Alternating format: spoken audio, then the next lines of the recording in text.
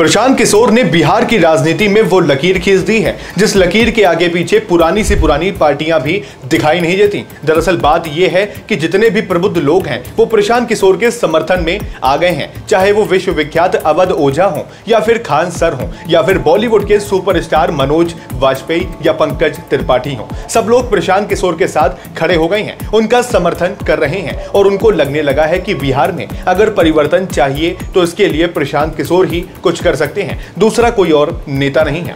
अब मैं ऐसा क्यों कह रहा हूं, क्या कुछ इनके बयान आए हैं, क्या कुछ इन लोगों ने कहा है, ये सब कुछ मैं आपको बताने वाला हूं। लेकिन उससे पहले मेरा परिचय जान लीजिए। मेरा नाम है अर्चित तिवारी और आप अभी का आवाज देख रहे हैं, तो चलिए आगे सुनिए।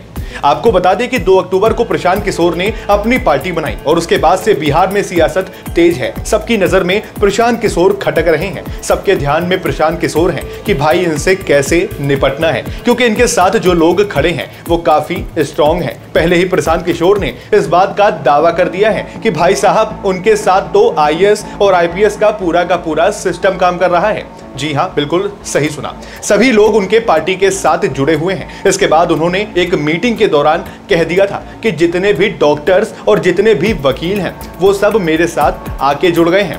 और उसके बाद जिस तरीके से प्रबुद्ध लोगों का वर्ग प्रशांत किशोर के लिए काम कर रहा है, उनके साथ चल रहा है, वो बताता है कि प्रशांत किशोर जो है उनके ऊपर लोगों को भरोसा होने लगा है। जी हाँ, ये वो तबका है जो वाकई बिहार को बदलते हुए देखना चाहता है। इसी में एक नाम है अवध ओझा सर का। अवध ओझा सर ने तो ये तक कह दिया कि प्रशांत किशोर चाहते हैं कि बिहार में परिवर्तन हो, लेकिन स्टेट नहीं चाहता कि परिवर्तन हो। प्रशांत किशोर रोजगार की बात करते हैं, लोगों को रोजगार समझ में आता है और उसके बाद जब लोग रोजगार की बात करते हैं तो बाकी पार्टियां जो हैं वो लोगों को भड़का देती हैं। वो कहती हैं कि तुम तो एसटी एससी वाले हो, तुम्हारे साथ तो छुआछूत भेदभाव हुआ था, तुम आरक्षण मांगो, तुम रोजगार क्यों मांग रहे हो? और फिर वो आरक्षण मांगते हैं, आरक्षण दिया जाता है, हिंदुओं को भड़काया जाता है कि भाई तुम्हें रोजगार क्यों चाहिए, तुम्हें तो मंदिर चाहिए। फिर वो मंदिर के लिए लड़ना शुरू करते हैं, रोजगार भूल जाते हैं। लेकिन प्रशांत किशोर एक ऐसे इंसान है जो बिहार में वाकई रोजगार देना चाहते हैं, बिहार को आगे बढ़ाना चाहते हैं। वहीं इससे पहले खान सर ने भी प्रशांत किशोर की तारीफ की थी।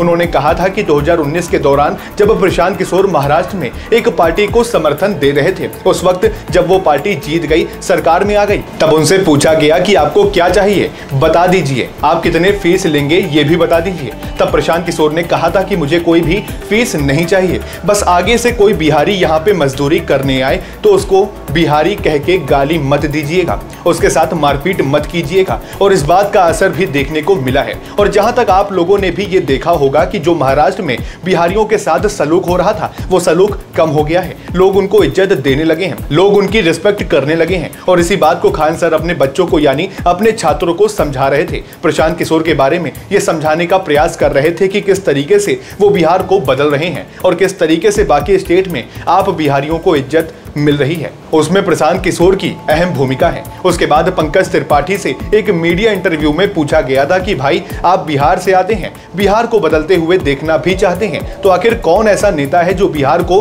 बदलेगा और बेहतरीन बना सकता है? तब पंकज त्रिपाठी ने कहा था कि बस एक प्रशांत किशोर से उम्मीद है, वही बिहार को बदल सकते हैं और वही बिहार को आगे भी बढ़ा सकते हैं। प्रशांत किशोर से ही बस हम लोग उम्मीद लगा के बैठे हैं कि वो बिहार को बदल दे।